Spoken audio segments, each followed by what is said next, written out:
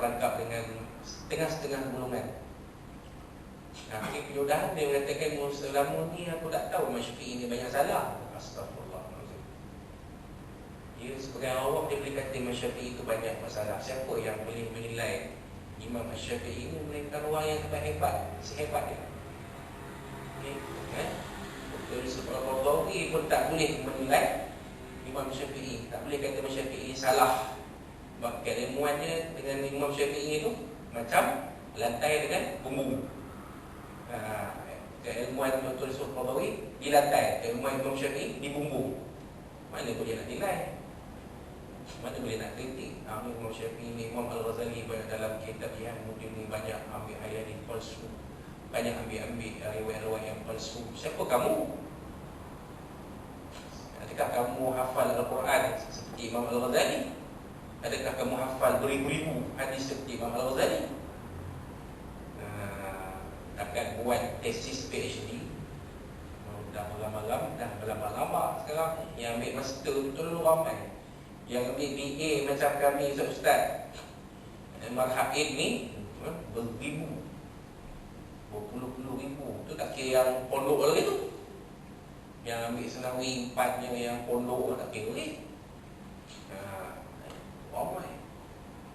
Siapa kita nak mempersoalkan ulama-ulama yang hebat? Wallahu a'lam. Baik. Itu dia. Dia ada fiqh Islam ni, ada pakar-pakar dia.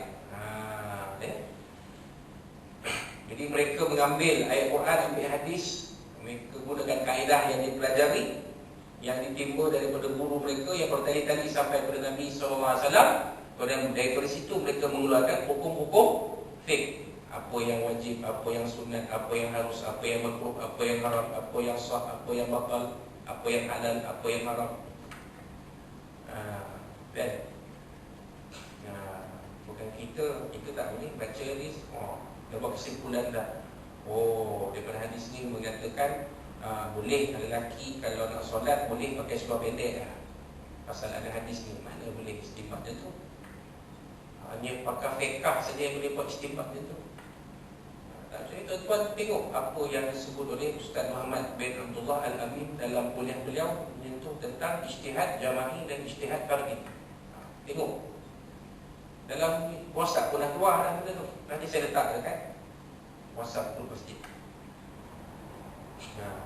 Kenapa kita memilih ijtihad jama'i dan menolak ijtihad fardhi? Ijtihad jama'i ni ijtihad yang ramai.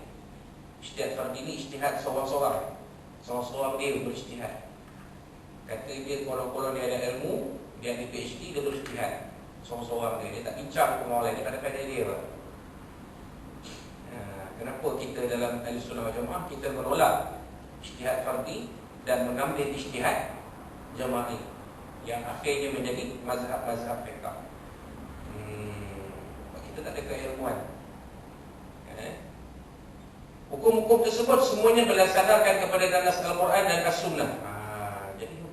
Jadi ulama-ulama fiqh ni pun dia bukan pakai kepala otak dia, bukan pakai akal dia bersandar kepada Al-Quran dan As-Sunnah. Sebab itu sandaran hukum, syarak hukum yang datang dari Allah Subhanahu Wa Taala dan juga Rasulullah Sallallahu Alaihi Wasallam. Bukan dia pandai-pandai pakai pemikiran dia. Ada kaedah yang digunakan. Nak jadi mujtahid ni berapa puluh syarat. Bukan kata syarat jadi mujtahid mesti ada satu PhD baru boleh jadi mujtahid. Banyak syarat itu tuan. Bukan ada satu.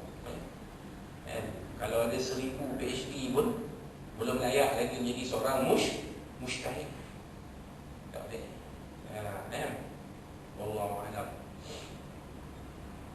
Sementara al-ijma' dan qiyas juga sebenarnya berdasarkan kepada Al-Quran dan As-Sunnah. Sebenarnya kita ngaji kita bincang dalam kuliah yang lepas. Ijma' qiyas itu pun dia sandaran dia balik kepada Al-Quran dan As-Sunnah juga.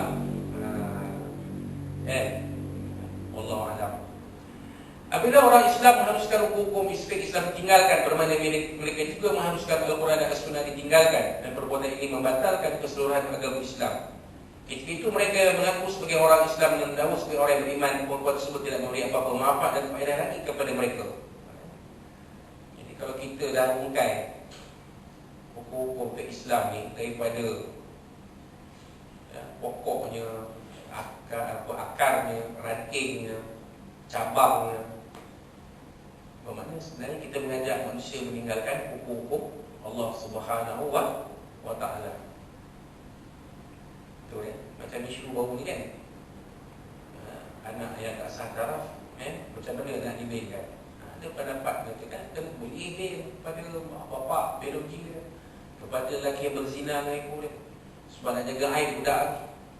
Sedangkan jumhur, majoriti ulama mengatakan tak boleh. Tak boleh. Buat kesan implikasinya sangat besar dan kecil. Ini berkaitan dengan keturunan.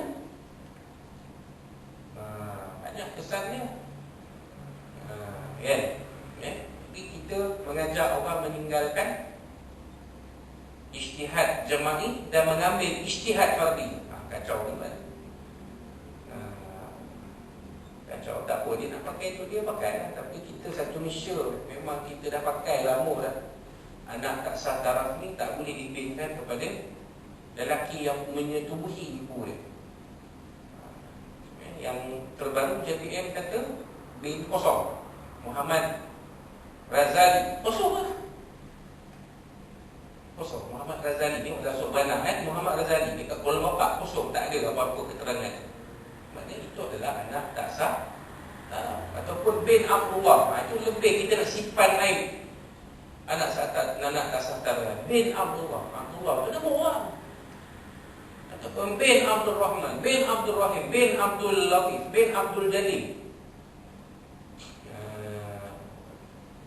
Nak simpan aib. Kalau orang tanya siapa bapak, kenapa dia punya ni adik-beradik dia, kita boleh pusing cakap lagi, nak simpan aib. Itu dengan bapak dia dulu, bapak dia dah bin itu pasal bin lain. Satu mak dan bapak lain. Contoh, boleh lagi kita pusing-pusingkan ni. Kalau kata bin ni, sedangkan memang anak itu anak tak sah taraf, maka aib itu akan lebih terbongkar. Ini yang saya terang lah. Kalau tuan rasa saya terang tak betul, buka lah kupasan fatwa negeri, kecuali negeri Perlis, Indra Kayangan, Darussunnah. Negeri-negeri lain semua sama, Perak ke, Selangor ke, Johor ke, Negeri Sembilan ke, sama. Tak boleh. Allah Alam. Ini kerana iman berakikannya dalam membenarkan dalam hati apa yang diperintahkan Allah SWT yang terkandung dalam kitabnya dan sunnah Rasulullah SAW. Pasal mereka buat putusan tu ada sandaran dia. Ambil ayat Quran, ambil hadis Nabi. Kalau tuan-tuan nak pakai, Alhamdulillah. Tapi kalau tuan-tuan tak nak pakai, tuan-tuan rasa tuan-tuan lebih alim daripada mufti-mufti, tak bawa. Pergi lah, jumpa mufti, bawa. Qul hatu burhanakum in kuntum shadiqin. Allah Ta'ala sebut dalam Quran. Bawalah keterangan-keterangan kamu. Kalau kamu orang benar, bawa. Tapi jumpa mufti, tunjuk. Bincang, muzakarah. Kerana mufti pun ada lebih dia fatwa. Kita ni alim kan, ada PhD. Buat pertemuan, buat muzakarah. Saya bentar hujah-hujah saya begini. Jangan bawa kepada orang-orang. Orang-orang macam dia. Kita bincang sesama majlis fatwa, orang yang berilmu. Warasikhuna fil ilm. Wa ma ya'lamu ta'wilahu illa Allah warasikhuna fil ilm. Dan tidak mengetahui takwil ayat-ayat Al-Quran ini melainkan Allah dan juga orang-orang yang berilmu. Orang awam tak ada ilmu. Dan tuan, saya pun bukannya ada ilmu banyak sangat, takat boleh cerita sikit-sikit lah. Kalau saya ni betul-betul berilmu, tak ada dulu sini, mungkin tempat lah. Kalau Allah dah tetapkan kita di sini, kita duduklah di sini, menerangkan seperti mana yang ada dalam kitab ni. Macam mana dipesan oleh almarhum Tuan Guru kami Syekh Murtada. Ustaz mengajar, tuan-tuan imam mengajar dulu Terus ikut mazhab Syafi'i, jangan pusing kiri, pusing kanan. Orang